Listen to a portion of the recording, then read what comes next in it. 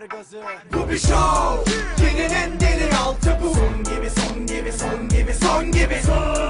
Biri görmeli farkı bu. Yol geri gitmez, hiç elleri kaldırın. Yerin en derin altı bu. Son gibi, son gibi, son gibi, son gibi. Biri görmeli farkı bu. Yol geri gitmez, hiç elleri kaldırın. Merhaba ladies, ben geldim hay. Bana baktın hep tarz, hep cool bir bay nigga what? Kulisin kapısı hep sana duvar. Gizli öznen sana komik bir yürü git yol al. O kafası kaçanı bana getirin, aşırı yakana yapışır elim ama kaşırım. Kaşınanın rapini koparıp ipini, gelini tipini tepedi bir kafese sokup çekerim o pemini.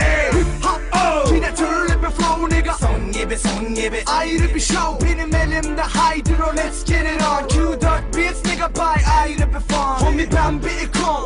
Son gibi. Rap her yeri sarsacak ona. Yol gibi. Ben takip et hadi zirveye tırmanıp ve bilmeden rap adına diyeceğiz ki bak be. Bu bir show, yeni en derin altı bu. Son gibi, son gibi, son gibi, son gibi.